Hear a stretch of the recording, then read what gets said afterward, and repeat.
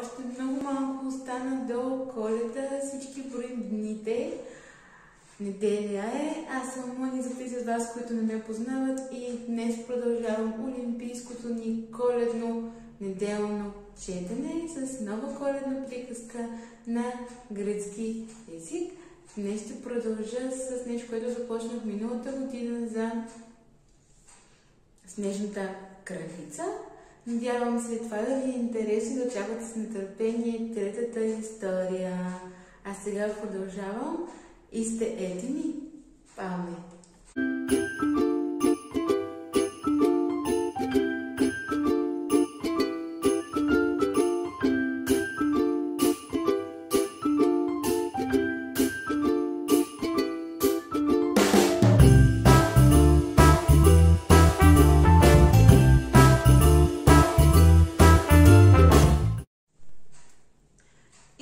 Βασίλισσα του χιονιού από τον Hans Christian Andersen.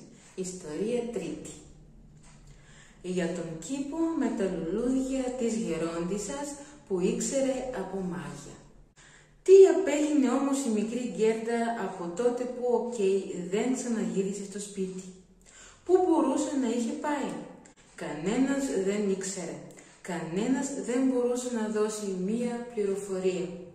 Το μόνο που γνώριζαν τα υπόλοιπα αγόρια ήταν πως τον είδαν να δένει το έλκυθρό του πάνω σε έναν άλλο μεγαλύτερο και θαυμαστό που τον οδήγησε στο δρόμο και έξω από την πόλη. Κανείς δεν ήξερε πού βρισκόταν πια. Όλοι έκλαψαν, πολύ από τη λύπη τους, και η μικρή Γκέρντα έκλαψε πικρά πολύ.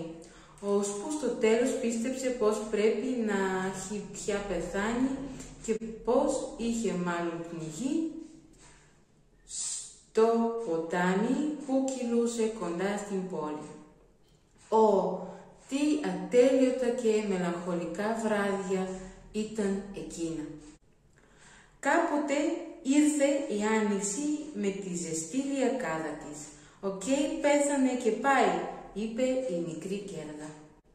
«Δεν το πιστεύω αυτό», είπε τότε η λιακάδα. «Ο Κέι πέθανε και πάει», είπε η Γκέρντα στα χελιδόνια. «Δεν το πιστεύω αυτό», είπαν εκείνα, και στο τέλος ούτε η μικρή Γκέρντα το πίστευε πια. «Θα φορέσω τα κόκκινα παπούτσια μου», είπε ένα πρωί. Ο Κέι δεν τα είχε δει ποτέ και ύστερα θα πάω στο ποτάμι για να ρωτήσω εκεί. Ήταν νωρίς το πρωί. Φίλησε τη γιαγιά της που κοιμόταν ακόμα, φόρεσε τα κόκκινα παπούτσια της και πήγε μονάχη στον ποταμό. «Είναι αλήθεια πως εσύ μου πήρες τον μικρό μου φίλο? Θα σου χαρίσω τα κόκκινα παπούτσια μου αν μου τον φέρεις πίσω». Της φάνηκε τότε πως είδε τα γαλάζια κύματα να γνέφουν με έναν τρόπο παράξενο. Έβγαλε τότε τα κόκκινα παπούτσια της, που ήταν ό,τι πιο πολύτιμο είχε, και τα πέταξε στο ποτάμι. Έπεσαν όμως κοντά στην όχθη και τα μικρά κύματα τα γύρισαν αμέσως στην στεριά.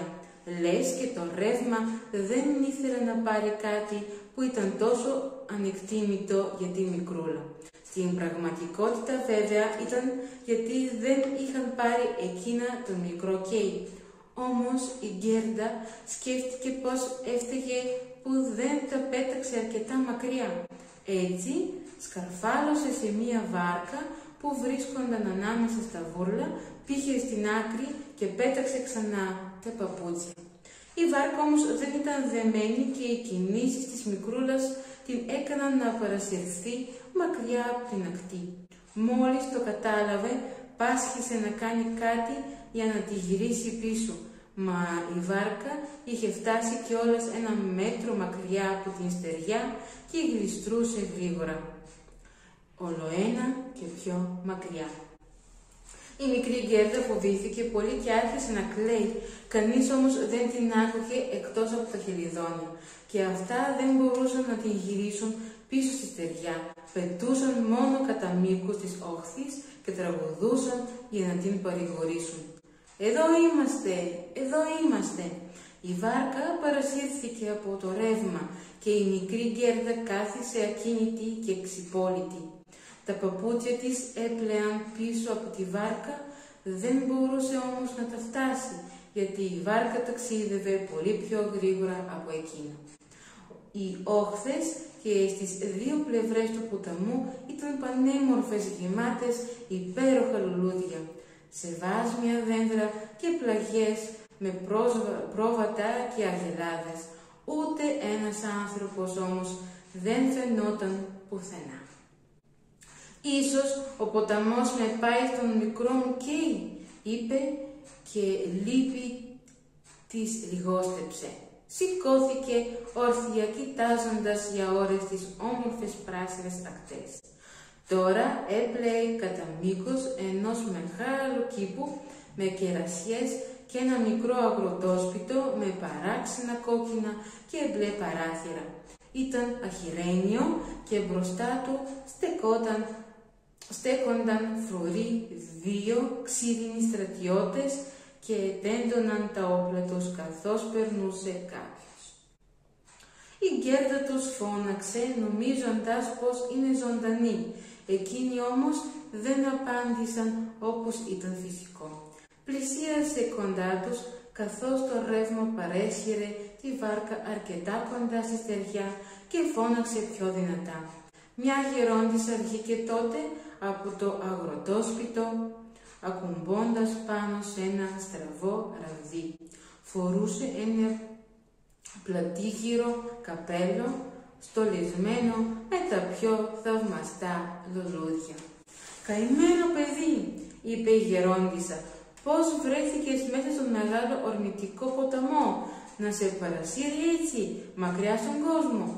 Τότε η γερόντισσα μπήκε στο νερό, έπιασε τη βάρκα με το στραβό ραβδί της, την τράβηξε στην ακτή και έβγαλε έξω τη μικρή Γκέρδα.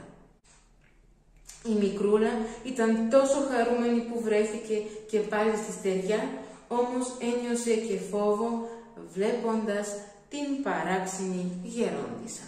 «Έλα όμως και πες μου τώρα ποια είσαι και πώς βρέθηκες εδώ», ρώτησε εκείνη.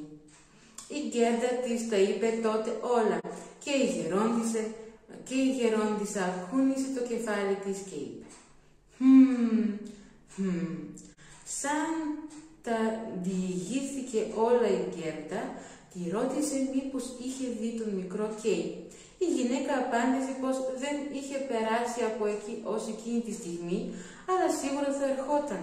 Της είπε ακόμα να μην το βάζει κάτω και στενοχωριέται, αλλά να δοκιμάσει τα κεράσια της και να δει τα λουλούδια της, που ήταν πιο όμορφα από εκείνα στα βιβλία με τις εικόνες, και κάθε ένα από αυτά μπορούσε να διηγηθεί μια ολόκληρη ιστορία.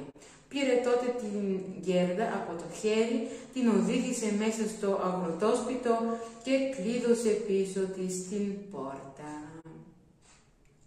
«Πόσες φορές λαχτάρισε ένα τέτοιο αξιαγάπητο κοριτσάκι», είπε η γερόντισσα, «να δεις πως θα τα πάμε καλά οι δυο μας». Και καθώς βούρτσισε τα μαλλιά της μικρής Γκέρδας, το κοριτσάκι άρχισε να ξεχνά τον μικρό της φίλο το Κέι, γιατί η γερόντισσα ήξερε από μάγια. Δεν ήταν όμως κάποια κακιά μάγισσα, έκανε μόνο λίγα μάγια για να διασκεδάσει. Και τώρα ήθελε τόσο πολύ να κρατήσει κοντά της τη μικρή Γκέρδα.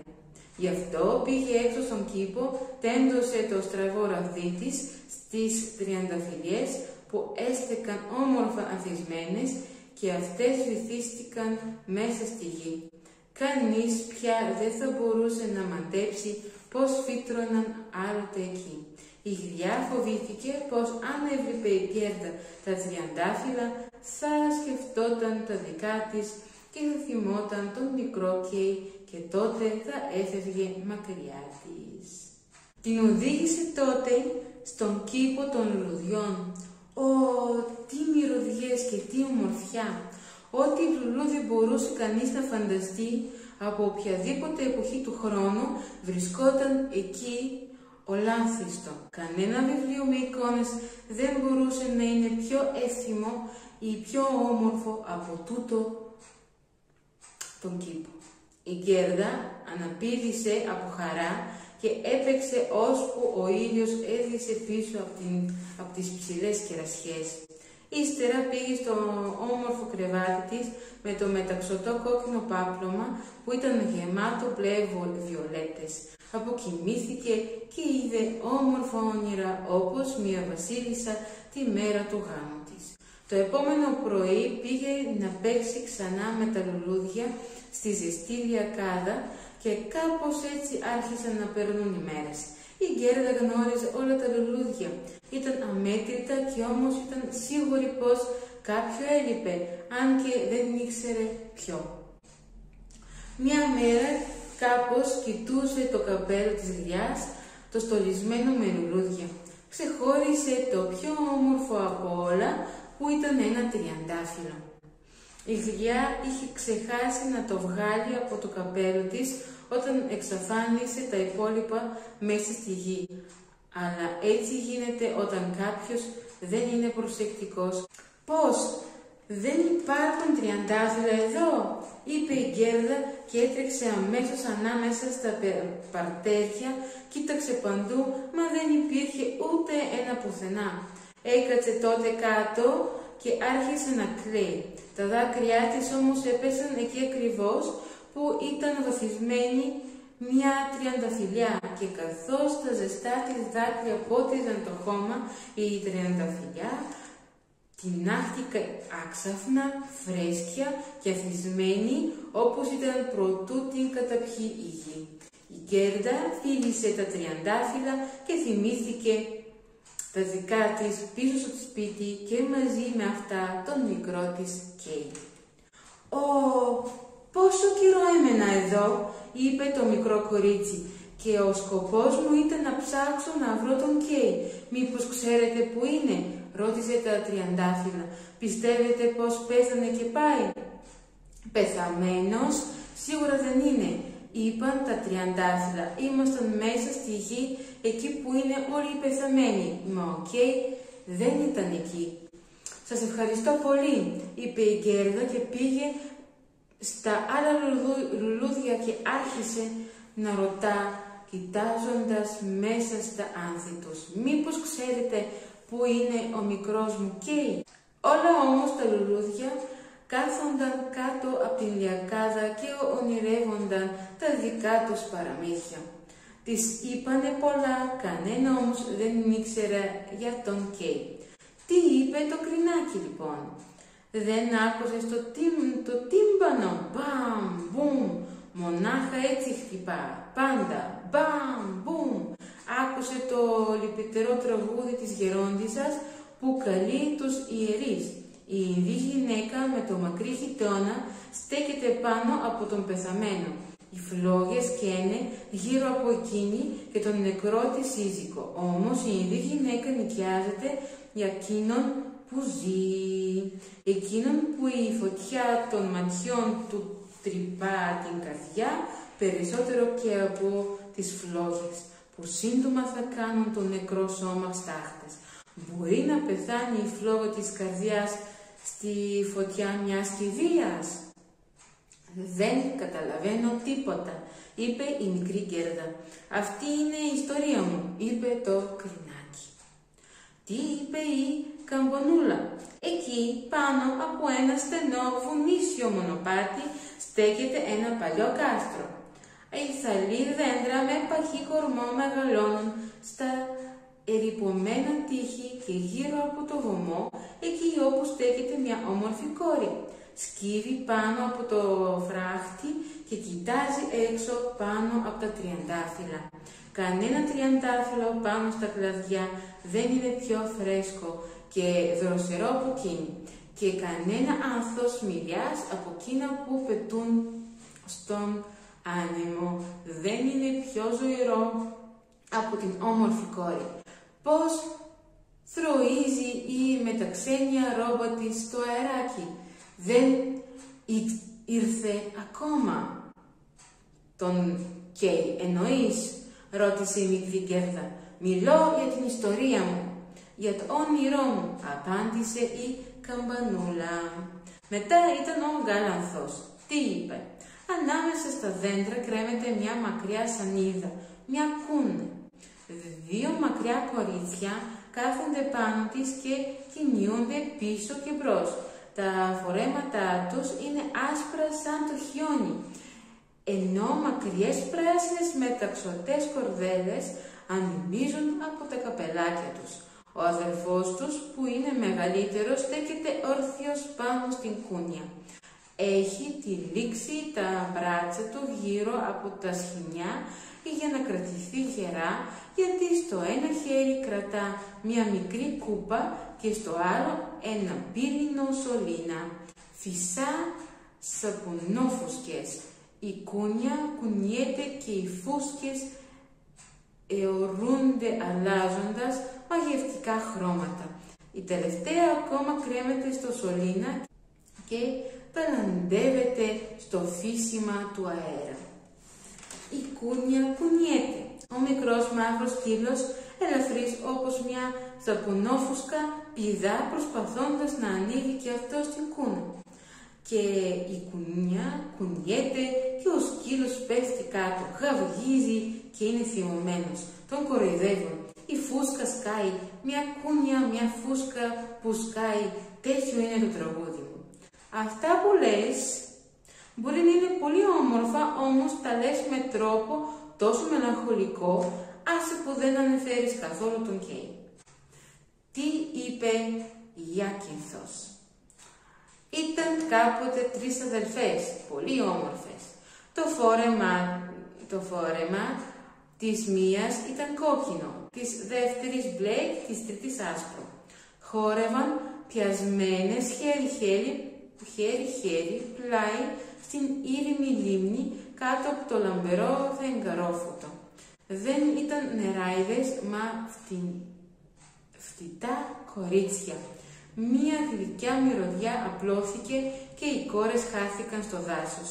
Το άρωμα έγινε εντονότερο και 3 θέρετρα με τις 3 πανέμορφες κόρες μέσα τους γλίστρησαν από το δάσος μέσα στη λίμνη. Οι λαμπερές πηγολαμπίδες πετούσαν ολόχειρα σαν μικρά αιωρούμενα φωτάκια. Κοιμούνται οι μικρές χορεύτριες ή πέθαναν. Η μυρωδιά των λουλουδιών λέει πως είναι πεθαμένες και η βραδινή καμπάνα χτυπά τους νεκρούς. «Έκανες να λυπηθώ πολύ», είπε η μικρή Γκέρδα. «Δεν μπορώ τώρα να σταματήσω να σκέφτομαι τις πεθαμένες κόρες. Ω, είναι ο μικρός μου και στα αλήθεια πεθαμένος. Τα ρόδα που πήγαινε μέσα στη γη λένε πως δεν είναι». «Ντιν ντονγκ», έκαναν τα καμπανάκια του Ιακυνθού. «Δεν χτυπούμε για τον μικρό Κέι, δεν τον ξέρουμε. Αυτός είναι ο τρόπος μας να τραγουδάμε, μόνο αυτόν έχουμε». Και η Γκέρδα πήγε στις γυραγκούλες που κοίταζαν ψηλά ανάμεσα από τα πράσινα ή αριστερά φύλλα. «Είσαι ένας μικρός λαμπερός ήλιος», είπε η Γκέρδα. «Πες μου αν ξέρεις πού μπορώ να βρω τον μικρό μου φίλο». Η νεραγκούλα έλαμψε και κοίταξε ξανά την Γκέρδα. Τι τραγούδι μπορούσε να τραγουδήσει η νεραγκούλα? Ένα που δεν μιλούσε διόλου για τον Κέι. Μέσα σε μια μικρή αυλή ο ήλιος έλαμπε τις πρώτες μέρες της άνοιξης. Οι αχτίδες γλιστρούσαν στους άσπρους τοίχους του γειτονικού σπιτιού και εκεί πλάι φύτρωναν δροσερά κίτρινα λουλούδια, λάμποντας σαν χρυσάφι μέσα στις ζεστές ηλιαχτίδες. Μια γιαγιά καθόταν εκεί και η εγγονή της είχε μόλις έρθει για μια σύντομη επίσκεψη. Γνωρίζει την γιαγιά της. Ήταν χρυσάφι, αυθεντικό χρυσάφι, εκείνο το ευλογημένο θηλί. «Ορίστε, αυτή είναι η μικρή μου ιστορία», είπε η νεραγκούλα. «Η φτωχή γιαγιάκα μου», αναστέναξε η Γκέρδα. «Ναι, θα λαχταράει για μένα, αυτό είναι σίγουρο. Θρηνεί για μένα όπως θρήνησε και για τον μικρό Κέι. Θα γυρίσω όμως σύντομα στο σπίτι και θα φέρω μαζί μου και τον Κέι. Δεν έχει νόημα να ρωτώ τα λουλούδια. Αυτά ξέρουν μόνο τα δικά τους τραγούδια και δεν μπορούν να μου πούνε τίποτα για τον Κέι», είπε και σήκωσε το φόρεμά της για να τρέξει πιο γρήγορα. Όμως ένας Νάρκισσος την χτύπησε στο πόδι καθώς ετοιμαζόταν να πηδήξει από πάνω του. Στάθηκε και κοίταξε το μακρύ κίτρινο λουλούδι. «Μήπως εσύ ξέρεις κάτι να μου πεις?» ρώτησε σκύβοντας κοντά στον Νάρκισσο. Και τι είπε εκείνος? «Μπορώ να δω τον εαυτό μου. Μπορώ να δω τον εαυτό μου. Ω, τι μυρωδάτος που είμαι!» Εκεί ψηλά στη μικρή σοφίτα στέκεται μισοντυμένη μια μικρούλα χορεύτρια. Στέκεται τώρα στο ένα πόδι, τώρα και στα δύο. Περιφρονεί όλο τον κόσμο και ζει μονάχα μέσα στη φαντασία. Ρίχνει νερό από την τσαγέρα πάνω σε κάτι που κρατά στο χέρι. Είναι το κορσάς της. Η καθαριότητα είναι σπουδαίο πράγμα. Το λευκό φόρεμα κρέμεται στο γάντζο. Πλήθηκε μέσα στην τσαγέρα και στέγνωσε στην σκεπή. Το φοράει, δένει ένα βαθύ κίτρινο μαντίλι στο λαιμό και το φόρεμα δείχνει ακόμα πιο άσπρο. «Μπορώ να δω τον εαυτό μου, μπορώ να δω τον εαυτό μου. Αυτό δεν μου λέει τίποτα. Τι με νοιάζει εμένα?» είπε και έτρεξε στην πιο μακρινή άκρη του κήπου. Η πόρτα ήταν κλειδωμένη, όμως ταρακούνησε το σκουριασμένο μάνταλο ώσπου χαλάρωσε και η πύλη άνοιξε. Και η μικρή Γκέρδα άρχισε να τρέχει ξυπόλυτη. Κοίταξε γύρω 3 φορές, όμως κανείς δεν την ακολουθούσε. Στο τέλος δεν μπορούσε πια να τρέξει άλλο και κάθισε πάνω σε μια μεγάλη πέτρα. Σαν κοίταξε γύρω της, είδε πως το καλοκαίρι είχε περάσει. Ήταν προχωρημένο φθινόπωρο, μα δεν το είχε προσέξει μέσα στον όμορφο κήπο, εκεί που ήταν συνεχώς λιακάδα και υπήρχαν λουλούδια ολογυρείς το χρόνο. «Ω Θεέ μου, πόσο καιρό έμεινα εκεί», είπε η Γκέρδα. «Ήρθε το φθινόπωρο, δεν πρέπει να χάσω άλλο καιρό», και σηκώθηκε να προχωρήσει. Ω, πόσο τρυφερά και κουρασμένα ήταν τα ποδαράκια της. Όλα γύρω έμοιαζαν τόσο κρύα και έρημα. Τα μακριά φύλλα της οικιάς ήταν κίτρινα και έσταζαν ομίχλοι σαν να ήταν νερό. Το ένα φύλλο έπεφτε μετά το άλλο, μονάχα οι αγριοδαμασκηνιές έστεκαν γεμάτες φρούτα. Ω, πόσο σκοτεινά και απαρηγόρητα ήταν εκεί έξω στον ζωφερό κόσμο. Αγαπητοί μου Ολύμποι, αυτό ήταν το параниθι μας. Това беше цялата ни коледна приказка на гръцки за днес. Благодаря ви, че останахте до края. Пожелавам ви весели празници и до скоро. С фило! Скъпи олимпийци, не забравяйте да се абонирате за нашия YouTube канал. Натиснете абониране, след това камбанката, за да получавате известие за всички нови видеа, които качваме. Благодарим ви, че бяхме заедно.